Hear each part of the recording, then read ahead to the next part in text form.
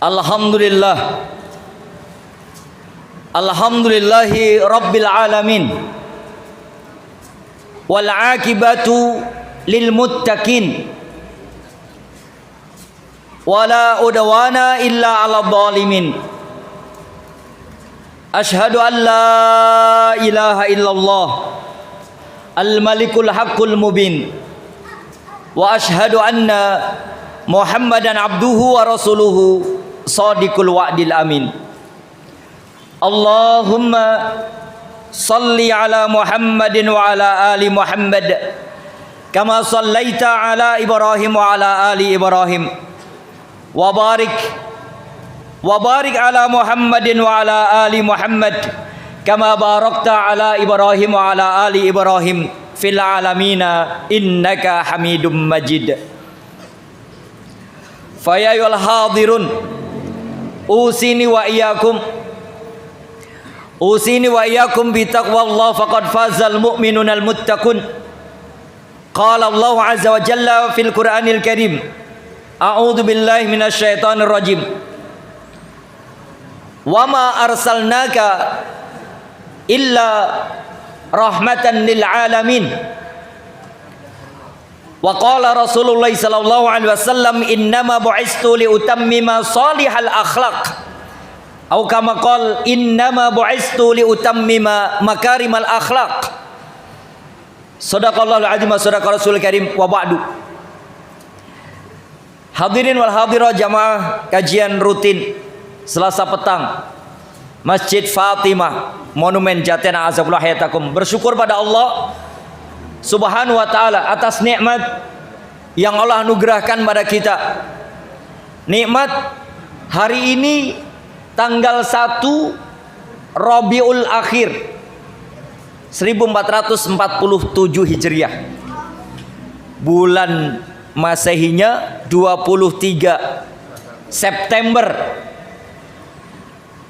2025.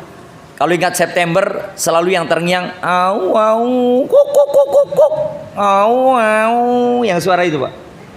Waktu kecil suka diputerin di TVRI setiap September itu.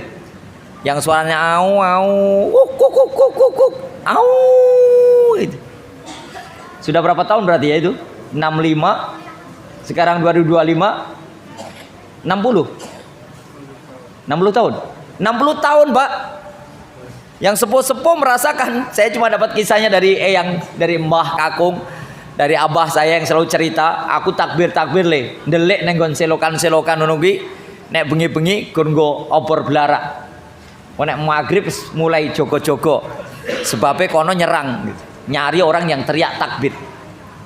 Alhamdulillah kita tetap bersyukur berada di satu tatanan kehidupan berbangsa, bernegara, bermasyarakat, berinteraksi sosial. Nah, syukran. Jazakumullah khairan. Yang selalu ada dalam hidup kita adalah menguatkan dari masing-masing itu helaan napas, bertambah keimanan, detak jantung, memperkuat nilai ketakwaan, kedipan mata, bagian dari amal soleh memandangi huruf-huruf ayat-ayat Allah Ta'ala. Ayunan tangan dan kaki kita adalah yang selalu kita berikan agar Islam semakin menghunjam dalam kehidupan kita, agar iman selalu semakin kokoh dalam keseharian kita, dan ketakwaan selalu kita pupuk sampai kelak menjadi bekal terbaik untuk kita pulang nanti pada Allah. Kita berharap mudah-mudahan kepulangan kita nanti dengan bekal terbaik takwa hingga akhir napas kita, akhir napas yang kita inginkan mendapatkan gelar syuhada, syahid di hadapan Allah Ta'ala, maupun kita mendapatkan akhir nafas husnul khotimah insyaallah. Amin. Allahumma amin. Selebihnya dan selanjutnya tentunya sebagai umat Muhammad sallallahu alaihi wasallam, kita pandaikan lisan kita, kita pandaikan hati kita menyenandungkan salam dan solawat kepada qudwah hasanah Nabiullah Mustafa Nabi Muhammad sallallahu alaihi wasallam wa ala alihi wa ashabihi wa man tabi'ahum bi isanin ila yaumil qiyamah. Ikhwatal iman, ma'asyiral muslimin wal muslimah.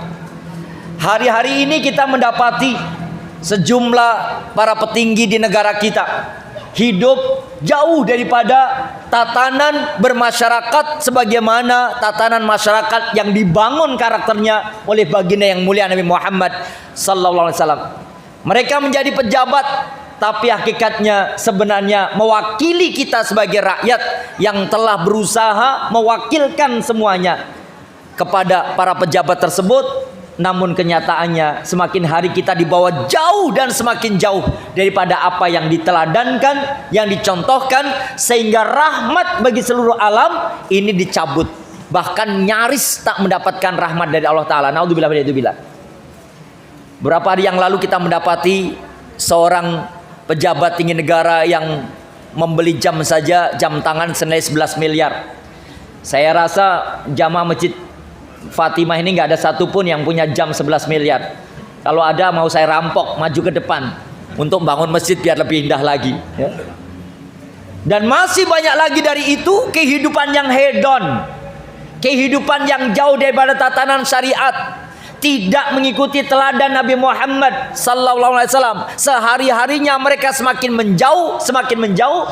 Itu tanda diantara akan bobroknya moralitas anak bangsa, dicabutnya rahmat dari Allah Ta'ala, dan dijauhkannya nanti di hari kiamat syafaat dari Nabi yang tercinta. Naudzubillah waliyadzubillah.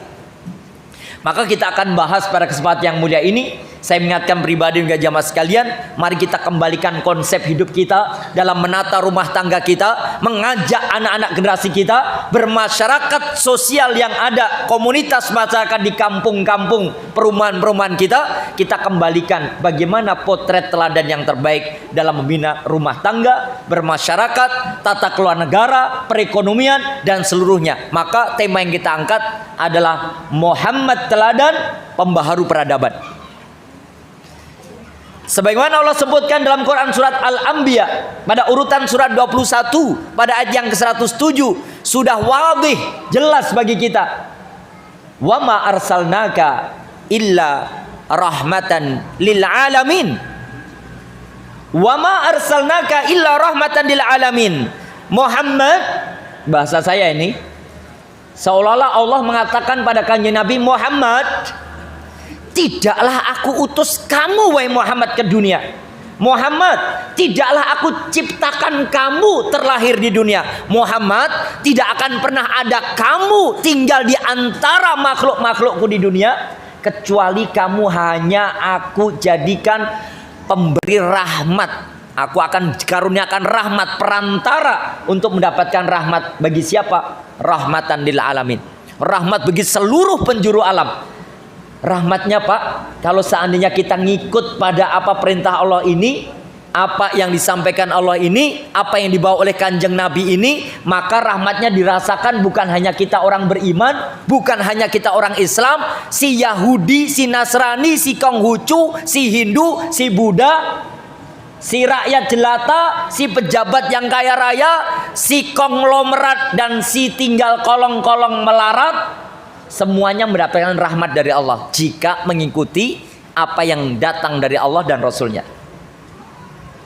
Sebagaimana termaktub di dalam Quran surat Al-Ahzab urutan surat 33 ayat yang ke-21.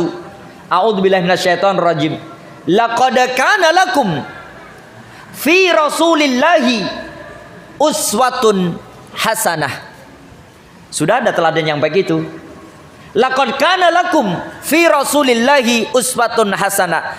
Sudah ada bagi kamu seorang utusan, seorang rasul yang datang ke muka bumi, yang disebut sebagai namanya Ahmad, ismuhu Ahmad atau Muhammad, orang yang terpuji, orang yang di usia 3 tahun sudah dibelah dadanya, dibersihkan hatinya oleh malaikat Allah Ta'ala, lalu dijadikan sebagai panutan. Uswatun hasanah berarti sudah ada potret kehidupan yang mesti kita ikuti. Tidak usah ngikuti yang lain, nggak usah ngikuti Ahmad Sahroni. Bapak-bapak kenal Ahmad Sahroni nggak? Saya saking penasaran nelpon teman yang ada di Tanjung Priuk, adik kelas saya waktu di Al Mu'min Ruki. Saya telepon, ternyata dia termasuk bagian yang biasa sholat jamaah di masjid di Jakarta Utara yang dibangun masjid itu oleh Mas Ahmad Sahroni. Garasi mobilnya 3. Satu mobilnya diantaranya 1 miliar, 2 miliar begitu. Motor gedenya ada 10 unit motor yang harganya harga fantastis semua. Mainannya robot Iron Man harganya 100 juta. Pejabat Karanganyar ada nggak punya robot Iron Man harganya 100 juta? Kita demo aja Pak. Daripada beli robot Iron Man kita ambil aja ya. Buat haflah makan-makan di Masjid Fatimah lah, 100 juta. Boneka anaknya Labubu itu boneka anak-anak, harganya 9 juta. Coba lihat, apakah Nabi menerangkan demikian? Enggak. Maka ada ayat surat Al-Ahzab ini adalah bagaimana disebut sebagai peradaban, pembaharu peradaban agar manusia itu hidupnya bermoral, agar manusia hidupnya beretika, agar manusia punya empati, agar manusia punya tata krama, agar manusia juga merasakan wang sinawang. Hah? Benar ya? Saling aku mampu, dia nggak mampu, dia kelaparan, aku harus kasih gitu Pak. Wang sinawang ya. Jangan sampai tetanggaku kelaparan sementara aku kekenyangan. Jangan sampai tonggoku wetenge kencot sementara wetenge kula kemelkaleren ya. Kekenyangan. Jangan sampai wong liyoe wetenge kaliren, awake dewek wetenge kemelkaleren. Apa kan? Sana kelaparan, sini kekenyangan. Kaliren kemelkaleren. Kemelkaleren yang sononya kaliren. Ojo sampai kewaregen. Nah ini yang paling tepat, kewaregen. Ojo sampai tonggoe kewaregen wetenge keroncongan dangdutan Lorenzaan. Wetenge Lorenzaan. Sementara kita perutnya sampai sebah, sampai apa di kemelkaren. Ya Allah, naudzubillah. Kita nggak boleh begitu Pak. Jadi pejabat boleh, jadi abdi negara boleh, jadi TNI Polri boleh, jadi menteri tak masalah, selama dia mengambil kiblat hidupnya, panutan hidupnya. Laqad kana lakum fi rasulillahi uswatun hasanah. Ada teladan yang baik pada diri Nabi. Bagaimana Nabi memimpin negara, bagaimana Nabi tata kelola pemerintahan, bagaimana Nabi itu mengelola ekonomi dalam hidup bernegara, bagaimana Nabi itu berusaha untuk berbisnis sesuai dengan apa yang Allah mau, yang Allah minta, bagaimana Nabi berumah tangga dan seluruh tatanan semuanya diatur. Itulah peradaban yang disebutnya. Jika orang keluar dari syariat Allah Ta'ala dan juga sunnah nabinya, maka sungguh adab moralitas akan kacau balau jika jauh dari itu. Tapi jika orang menyesuaikan hidupnya, konsep tata kelola rumah tangganya, tata kelola pendidikan anak-anaknya, tata kelola ekonomi bermasyarakat bersama orang-orang bermuamalah dalam urusan syirkah, dalam urusan babul buyu, bab jual beli, dan masih banyak lagi diatur oleh syariat Allah dan Rasulnya, maka yang ada rahmat bagi seluruh penjuru alam. Sayang kita ini nggak mau ngambil rahmat itu, sehingga kita sudah 80 tahun merdeka kayak gini terus. Bahkan saya merasa ini September ini bau-bau amis. Bau-bau amis, kiai-kiai sudah dibidik-bidik mau di ya. Kita gagalkan aja. Geng Solo harus kita rampas semuanya. Saya biasa komunikasi sama Ustadz Alfian Tanjung yang belum membahas detail tentang Partai Komunis Indonesia. Ya. Beliau manggil saya Mang, saya manggil beliau Abang. Bang Pian, Bang Pian. Sejak dari Jawa Barat dulu saya Bang Pian. Lu kagak nongol-nongol mesti gitu. Buset lu kagak nongol-nongol di jari, kemana aja lu gitu. Itu Bang Pian bahasanya gitu. Ya. Baik, Bapak sekalian, mari kita lihat bahwa potretnya itu sudah ada pada diri Nabi.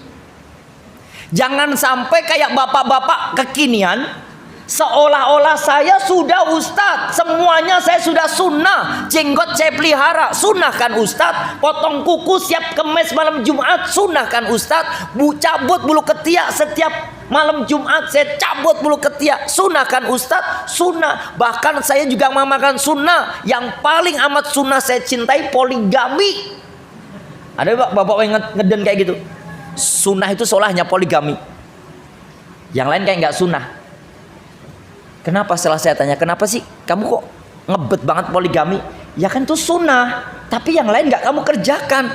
Iya, Kanjeng Nabi kan Setiap mau nikah diterima menikah. Iya, Nabi itu nikah diterima, yang jadi iparnya seneng, yang jadi mertuanya seneng, yang jadi istrinya seneng, mendapatkan rahmat, dikasihi, disayangi, semuanya dalam naungan syariat. Lah kalau kamu yang datang orang sepet lihat wajah kamu.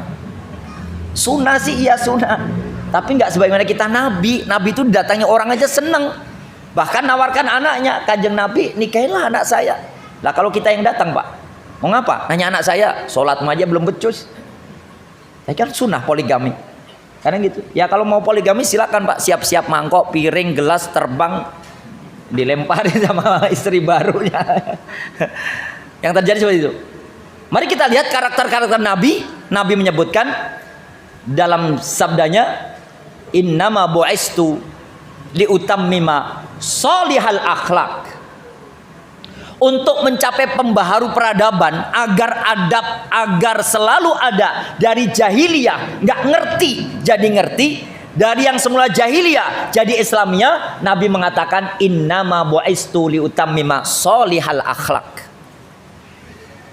Aku tidak akan mungkin ada di dunia, aku tidak akan mungkin diutus Allah Ta'ala untuk ada di muka bumi. Aku tidak akan mungkin diutus oleh Allah di antara sekian banyak makhluk-makhluknya, baik itu berupa manusia, tumbuh-tumbuhan maupun hewan, kecuali aku hanya diminta Allah sholihal akhlak, agar orang itu akhlaknya jadi soleh, agar seorang ayah itu membina rumah tangganya dengan sepenuh kesolehannya, agar dia bisa membawa serta istrinya dengan segala bentuk model pembinaan rumah tangga untuk istrinya, istri yang solihah baginya.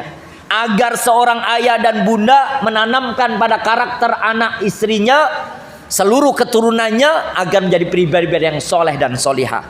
Innama bu'istu liutammima sholihal akhlak. Itu tok Pak sebenarnya, memperbaiki akhlak masing-masing. Maka wajar kalau orang mengatakan di negeri kita ini sudah jauh dari moralitas. Berapa banyak anak bangsa ini yang tidak paham dengan adanya bahaya komunisme.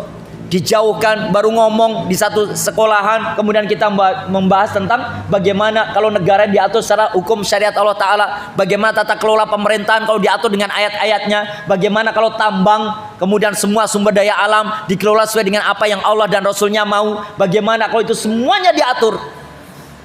Orang punya akhlak, punya etika. 80 tahun negeri menyatakan merdeka, nggak akan mungkin kita ada yang kelaparan, nggak akan mungkin ada si miskin yang tidak punya tempat tinggal, nggak akan ada mungkin si fuqara yang mereka tidak punya lapangan pekerjaan, nggak akan mungkin dalam tatanan sebuah negara jika Allah anugerahkan ayat Al-Quran, hadis Nabi diterapkan sebagai role model untuk bisa diterapkan dari masing-masing pribadi seorang hamba, maka tentunya yang didapat adalah rahmat seluruh alam, kesejahteraan, damaian dan seluruhnya dapat. Sekarang baru bisa kita mendapatkan itu toh. Apa itu? Kalau pengen tentram, tinggal Karanganyar. Masih tentram. Mbok kowe ranti beras, loro mencret ngatek ngopo, tentram. Tonggone ngamuk-ngamuk, son horek, nikahan anaknya, loro untu sebelai, tetap tentram. Karanganyar. Pengen sukses, pindah Wonogiri. Sukses mesti. Arep kerja ra kerja, di ladang kering kerontang renek banyu, peper godong jati jaring nek nek BAB tetep ae sukses. Wonogiri pengen makmur, tinggal nyebrang jalan. Di situ udah syukur ya kan, Pak? Tinggal nyebrang jalan makmur, Pak. Yo sosok neng kene tentrem sih, pengen makmur yo ngidul itu kan. Pengen duwe det guyu, rang det guyu, loro untung guyu, mencret guyu, pindah Boyolali, wis to. Tetap guyu, tersenyum terus. Lah ngopo aku tinggal di Boyolali kok tersenyum? Bukan begitu maksudnya. Itu konsep-konsep falsafah-falsafah yang memang sudah diambil bahwa Nabi hadir sebagai rahmat seluruh alam agar konsep hidup kamu itu selalu tersenyum, selalu mendatangkan kemakmuran, selalu berusaha menenteramkan, selalu berusaha hidup damai, selalu berusaha saling tolong menolong, selalu berusaha untuk gotong royong, selalu menopang mana si ternyata kekurangan biar dilebihkan, dicukupkan. Mana yang sedang susah biar menjadi bahagia, mana yang berduka biar menjadi hidupnya semakin senang dengan kehidupan di dunia. Begitu terus. Maka kita butuh pembaharu peradaban ini. Seperti apa teladannya? Pada kesempatan yang lalu mungkin dalam kajian Bapak Ibu sudah mendapatkan materi ini. Saya mengulang kembali bagaimana agar ada karakter pembaharu peradaban Nabi itu. Dari sekian banyak karakternya, kita ambil dari pernyataan dari Imam Hasan Al-Basri rahimahullah. Yang bilang Imam Hasan Al-Basri rahimahullah, karena saya nggak punya ilmu, saya ambil ilmunya Imam Hasan Al-Basri rahimahullah, yang menyatakan dari sekian banyak karakter Nabi itu ada 3 yang menjadi induk karakter Nabi. Jika ada pada pribadi seorang hamba mensifati, mengkarakteri seperti 3 ini, maka setidaknya kehidupan akan mendapatkan rahmat dari Allah SWT dan damai kesejahteraan di dalamnya. Dia akan tentram ketika di Karanganyar atau Wonogiri atau Boyolali, tentram. Tetap tentram di mana-mana. Dia akan tersenyum walaupun tinggalnya di Wonogiri atau Sukoharjo. Dia tetap akan makmur walaupun tinggalnya di Sragen. Sragen apa sih, Pak? Asri, ya. Dia akan tersenyum walaupun tinggal di Sragen. Dia akan tetap glowing, bersinar walaupun tinggal di Klaten, ya, glowing walaupun mukanya sebenarnya agak banyak jerawatnya, tapi tetap bersinar, glowing, walaupun nggak pakai skincare. Tetap akan ada. Apa karakter itu? 3.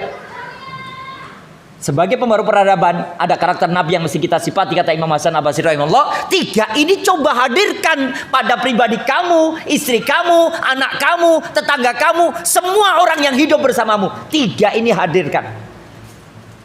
Minimal itu dulu. Karena yang lain kalau kita bahas nanti pernyataan dari mungkin Syekhul Islam Ibnu Taimiyah, mungkin nanti ada Abdullah bin Mubarak rahimahullah, yang mungkin akan banyak lagi karakter dan sifat-sifat yang mensifati Nabi. Kita ambil dari Imam Hasan Al-Basri pada kesempatan ini, agar pembaharu peradaban itu nanti peradabannya akan semakin baik di negeri kita. Ya. Satu, yang pertama kata Imam Hasan Al-Basri rahimahullah, beliau mengatakan kaful ada. Kaful ada. Bagaimana dalam kehidupan kita ini tidak mengusik ketenangan orang, tidak mengganggu ketentraman orang, tidak ngerecokin orang lain yang sedang tinggal bersama dengan kita. Saya merasa tinggal di Indonesia ini direcokin pejabat, direcokin. Kemarin sama Mak Sri, apa dikit teman saya ngomong, miring Sri, miring Sri. Kenapa sih kamu setiap itu kok miring? Pajaknya naik. Jadi Sri kon miring ae. Teman-teman saya bilang gitu. Sri yang mana? Saya nggak ngeh. Ternyata Bu Sri Mulyani yang sekarang sudah kena reshuffle. Ya Allah, jangan begitu. Itu pakar ekonomi Amerika, diakui oleh dunia. Karena pakar ekonomi Amerika itu mata uang dolar bisa diterapkan di Amerika. Dia menjadi pakar di Amerika. Tapi kalau di Indonesia uangnya rupiah, nggak mudeng dia rupiah, Bu Sri Mulyani. Sehingga dimanapun kakimu berpijak, di situ kamu bayar pajak.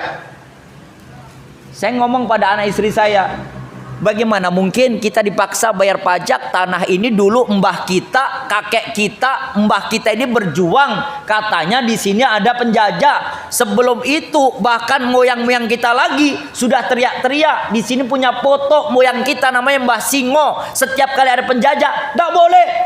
Nggak boleh ngambil tanah ini, nggak boleh ngambil emas ini, nggak boleh ngambil Gucci ini, nggak boleh.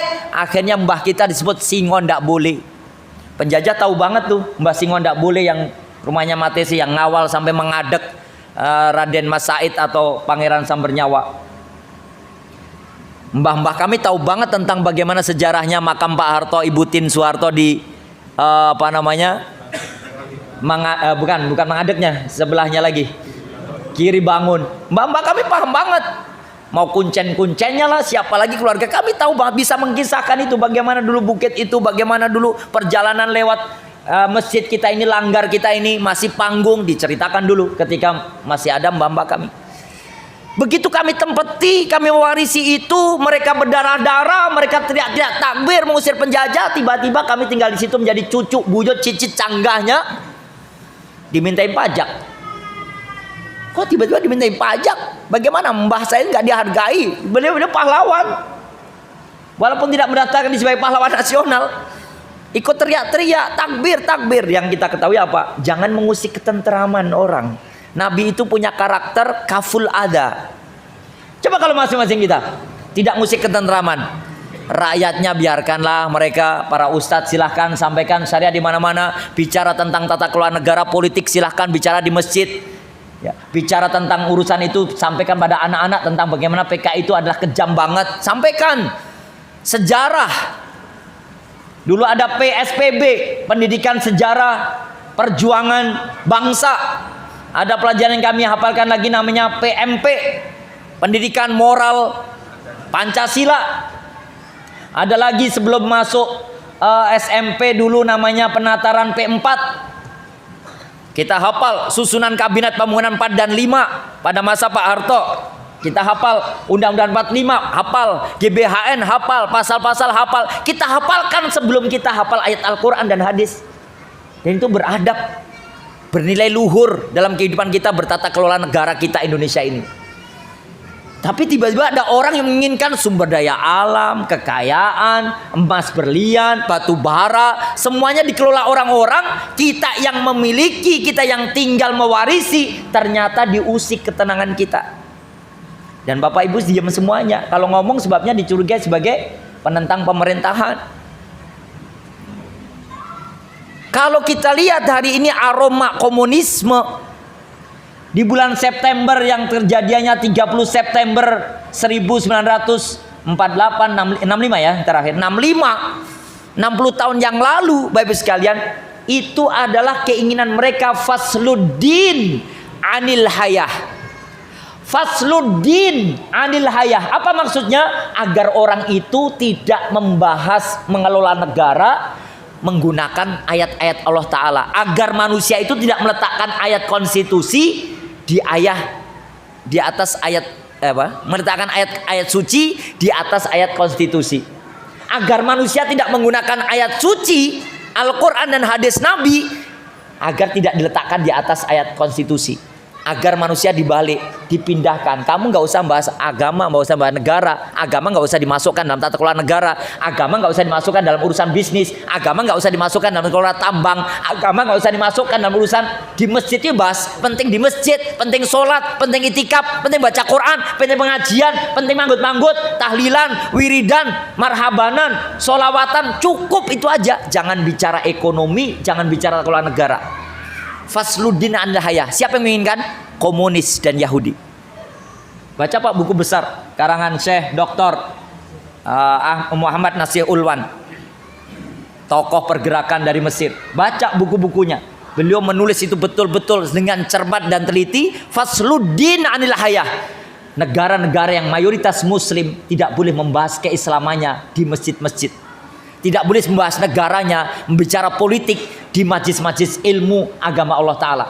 Dipisahkan, dijauhkan orang dari ilmu agama. Dijauhkan orang dari memahami syariat dalam bertata kelola pemerintahan republik negerinya, termasuk Indonesia. Justru mestinya kita kembalikan pada Al-Quran. Kalau memang ternyata Undang-Undang 45 itu usang, nggak layak lagi, banyaknya bermunculan koruptor yang tidak bisa diberantas di negeri kita ini, coba dilakukan dengan hukum Allah dan Rasulnya. Buntung kabeh tangannya menteri-menteri. Kalau nyuri potong tangan kan Pak? Buntung kabeh. Siapa mau jadi menteri putol tangannya? Menteri tanganmu potol. Ya aku korupsi yo. Berapa? 300 triliun. Orang diputol tangannya tok, ndase diputol. Ndase. Di negeri kita mana berlaku Pak? Tapi kalau orang kampung nyolong PT,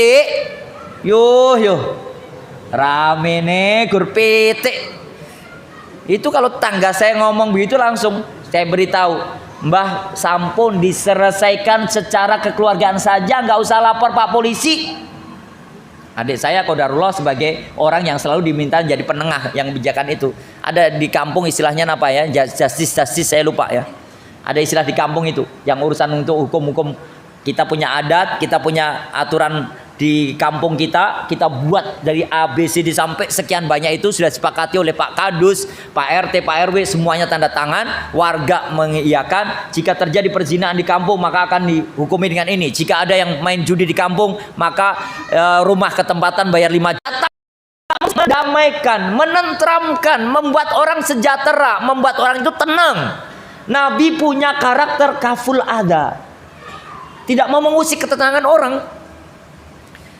Di kita ini ya Allah, hajatan aja karena sonhorek nggak puas. Sonhorek di sini bukan sonhorek. Kalau di Tulungagung, Blitar itu sonhorek. Di sini namanya renjeng, renjing, rejing. Yang di renteng-renteng itu, rejing yang ya. Yang kalau saya ngisi sudah jelas-jelas ngisi, saya ngisi pernikahan ular-ular samangke badhe katuraken. Bopo Kiai Haji Samsudin Asrori saking Ngadilwe sungguh monggo akan gitu ya. Nanti itu sorban saya klibir saya nggak usah der sendiri Pak, keder deh sorban saya udah koder ya. Ije mending nek kumis karo jenggotku sampai keder. Nggak puas seolah-olah, itu kan mengganggu Pak, mengusik ketenangan orang. Nabi nggak punya karakter itu, justru membuat damai, tentram, sejahtera, nyaman orang hidup itu.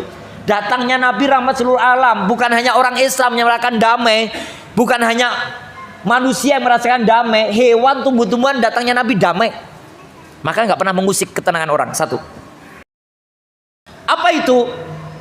Beliau gemar menolong, suka membantu. Tidak diberi rizki, ditumpuk-tumpuk sendiri di rumahnya. Rumah dibangun kayak Mas Eko Patrio 150 miliar. Ya, dijarah. Rumahnya dibangun 150 miliar. 150 miliar itu kayak apa bentuknya? Katanya ada liftnya sampai lantai 7 atau berapa, di atasnya kolam renang. Saya nggak tahu bentuknya kayak gimana. Kalau lihat di YouTube rumah kayak apa sih 150 miliar itu bentuknya kayak gimana? Oh pakai lift, oh ada kolam renangnya, indah sekali dan lain sebagainya. Ulang pada cerita-cerita. Itu baru rumahnya, belum isinya, belum mobilnya, belum perhiasannya, belum tas milik istrinya, belum baju yang dia kenakan, belum yang lain-lainnya, belum antam, mungkin berlian, permata yang disimpan. Baru rumahnya senilai 150 miliar. Mewong Jaten nilainya berapa? Nggak nyampe semiliar ya Pak rumah kita. Apalagi rumah ndopoi bapak simbokku yang sekarang nggak ada atapnya karena terbelah. Terbelah karena Mbak Yu naikkan temboknya, dibagi rumah kami, rumah satu, rumah orang tua dibagi 3. Adik saya sudah paling timur, saya tengah, bolong. Jadi pendopo saya bolong, nggak ada atapnya. Kalau malam anak saya senang banget, menyaksikan bintang-bintang dan rembulan, gerhana bulan, langsung lihat dari dalam rumah pendopo. Tapi kalau hujan, mereka langsung bendung pintu-pintu, kemudian intan pari pindah ke rumah kita, renang mereka. Karena nggak ada atapnya Pak di pendopo itu. Itu jangankan miliar Pak, ya gitu juga lah, gitu. Tapi ya bukan miliar M-nya ya, mepet-mepet. Harga berapalah genteng-genteng zaman dulu. Nabi gemar menolong. Kekayaan kita bukan untuk pribadi kita. Harta benda ini titipan semata. Setiap yang kita punya kita berikan untuk menolong orang lain. Bapak Ibu belajar sekarang. Sudah diteriakkan oleh Pak Prabowo di PBB, pembelaannya negeri Indonesia nggak akan pernah pudar selamanya, nggak akan lekang dimakan zaman. Kami tetap akan bela sampai merdekanya Palestina. Itu Pak Prabowo. Di antara pidatonya, Mbak Najwa Shihab, dari narasinya yang diungkapkan, di antara sekian banyak orang-orang wartawan, insan pers, media menyampaikan juga betapa kita ini nilai kemanusiaannya, moral kita, mana kita sebagai manusia yang punya pri kemanusiaan dan pri keadilan. Nggak ada Pak. Mana ada orang Indonesia berani bantu Palestina? Uangnya disimpan sendiri. Malu sama Mbak Wanda Hamidah. Ikut berlayar Sumut Protila sampai di Italia, ternyata kena dibom sama Israel. Begitu perjalanan lagi, sekarang sudah transit, kemarin kapalnya bocor. Ketemu sama Ustadz Husain, kita bisa komunikasi dengan Ustadz Muhammad Husain. Ternyata Mbak Wanda Hamidah satu-satunya perempuan, karena putrinya Marisa Haku ya Allah yarhamha, putrinya Mas Ikang Fauzi yang namanya Ciki Fauzi tidak bisa lanjut, harus balik ke Indonesia, sehingga tinggal Mbak Wanda Hamidah. Mbak Wanda itu Pak, itu artis yang dulu iklan sabun lek, mbah-mbah sepuh nggak usah lihat lah, kita yang muda aja ya. Engkau pengen yang dulu iklan sabun lek di TV itu Mbak Wanda Hamidah, itu sampai saya sudah pasrahkan ketetapan Allah yang terbaik saja, entah kapal saya ini bocor bisa baik atau tidak, yang penting saya bisa membuka blokade agar nilai kemanusiaan kita sebagai orang Indonesia yang berperi kemanusiaan dan beri keadilan, yang kemanusiaan yang adil dan beradab dan sila Pancasila kita tetap akan ada. Saya sudah siap dengan segala keputusan Allah Ta'ala, hidup atau mati saya demi dibukanya blokade bagi saudara kita yang di Gaza, Palestina. Masya Allah, mulia sekali. Saya hanya bisa nangis, nggak bisa seperti mereka. Membantunya bukan hanya harta, tenaganya, waktunya, ide gagasannya, bahkan siap nyawanya sekalipun demi bebasnya Palestina, demi bebasnya Baitul Maqdis yang keraman Israel laknatullah alaihi. Sudah disuarakan Pak Prabowo di PBB, sudah disuarakan Mbak Najwa Shihab, sudah disuarakan Wanda Hamidah, sudah disuarakan oleh Ustadz Muhammad Husain, sudah disuarakan oleh banyak tokoh-tokoh kita. Kita ngapain? Titipin harta ngapain? Diam saja. Nabi gemar menolong. Kenapa Nabi punya prinsip gemar menolong? Kata Nabi, jika kita meringankan beban saudara di dunia, kita akan dimeringankan beban dunia dan akhirat. Jika kita memudahkan urusan saudara di dunia, urusan kita akan dimudahkan Allah Ta'ala dunia dan akhirat. Jika kita membuat orang terbantu di dunia, maka kita akan dibantu Allah Ta'ala dunia dan akhirat atas urusan kita.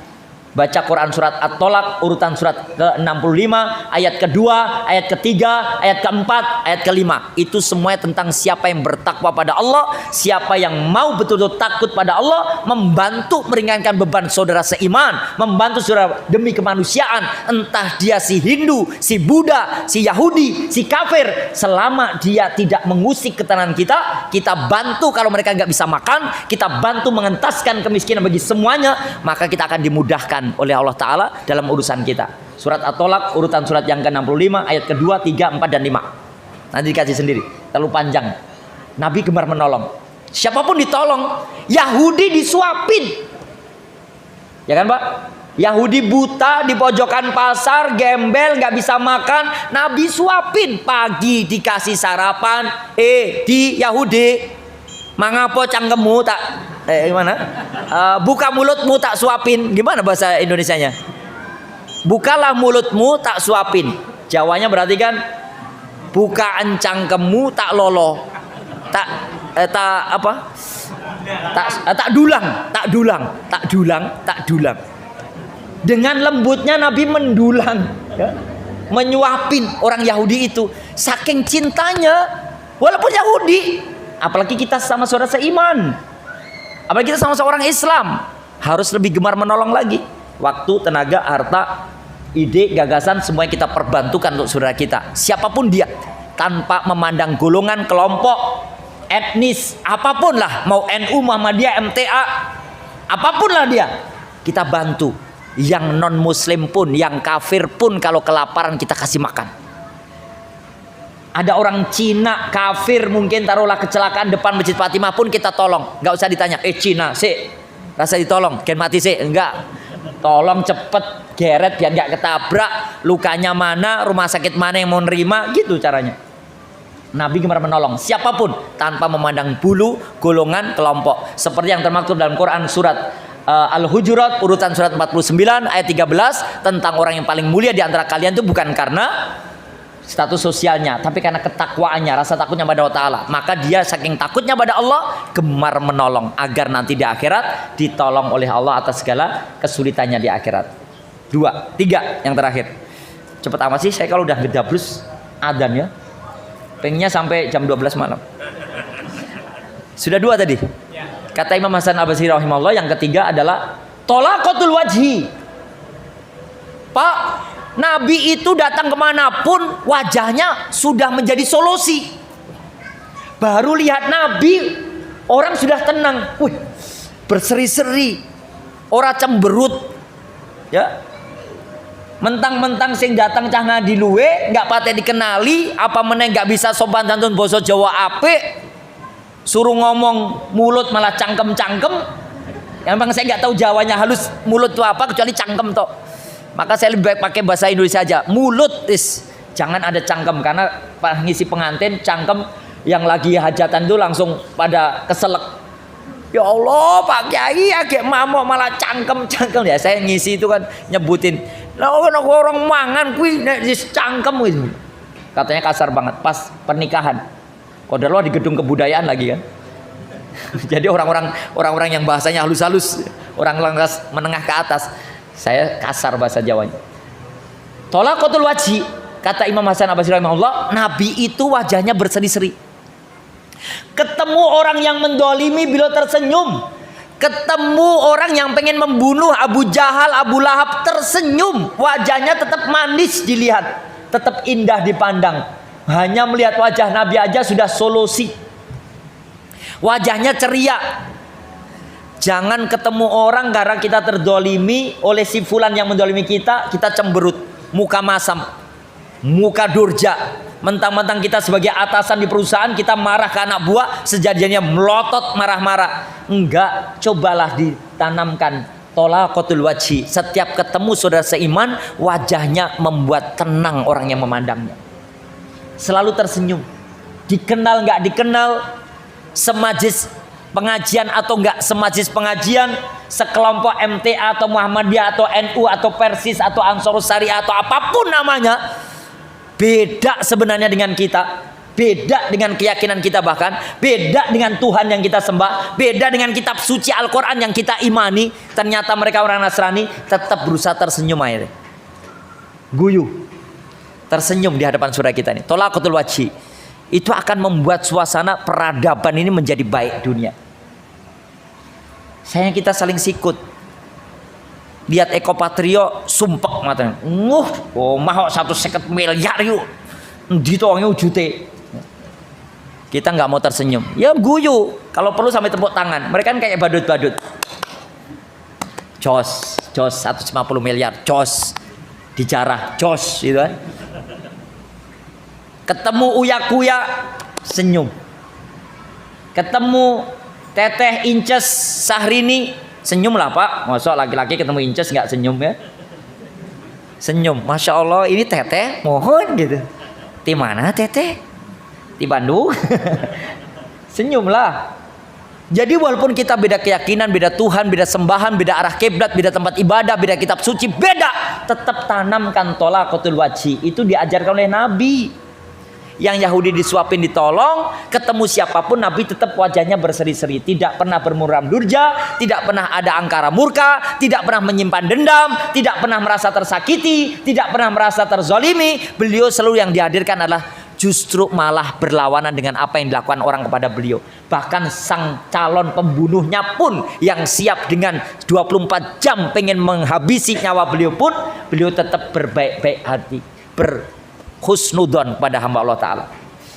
Ini berat memang Bapak Ibu sekalian, tapi kalau pengen peradaban ini baik, karena Nabi teladan kita membaharu peradaban, ya yang tiga ini mari kita pakai menjadi role model beliau Nabi Muhammad SAW. Kita terapkan dalam kehidupan kita ajarkan pada generasi kita ajarkan pada pejabat-pejabat tinggi negara kita ajarkan pada siapapun yang tinggal berdampingan dengan kehidupan kita sosialisasikan terus agar tiga ini disifati oleh setiap hamba Allah Ta'ala, sehingga rahmat seluruh alam, sehingga rahmat Allah Ta'ala akan nyampe pada siapapun makhluk-makhluk Allah Ta'ala, entah berupa manusia, hewan maupun tumbuh-tumbuhan. Negeri ini akan damai, negeri ini akan sejahtera, negeri ini akan mendapatkan segala bentuk keinginan seperti dalam surat At-Tolak tadi, semuanya dicukupi oleh Allah Ta'ala. Apapun urusannya, apapun keperluannya, apapun kepentingannya, semuanya diberikan solusi oleh Allah Subhanahu wa Ta'ala. Mudah-mudahan tiga ini menjadikan potret bagi kita semuanya untuk kita terapkan di tengah kehidupan rumah tangga kita. Dijadikan anak-anak kita, istri-istri kita menjadi anak-anak dan istri yang soleh dan solihah. Mereka bisa membawa nanti pada keluarga besarnya masing-masing bawa syafaat atas lantunan ayat Al-Quran yang mereka selalu baca, yang selalu mereka hafalkan. Dijadikan anak kita juga menjadi muslih, muslihah yang membawa peradaban yang baik di tengah-tengah umat. umat, sehingga atas perantara anak dan istri kita menjadi muslih muslihah, umat akan merasakan kedamaian, kesejahteraan, kenyamanan, ketentraman, sampai kelak di alam kubur, alam barzah juga mendapatkan hal yang serupa atas doa-doa terbaik kita. Di akhirat nanti kita semuanya layak menempati istana surga Allah Ta'ala insyaallah. Amin Allahumma amin. Aku lu qouli hadza wastaghfirullahaladzim innahu ghafurur rahim walhamdulillahirabbil alamin. Wassalamualaikum warahmatullahi wabarakatuh.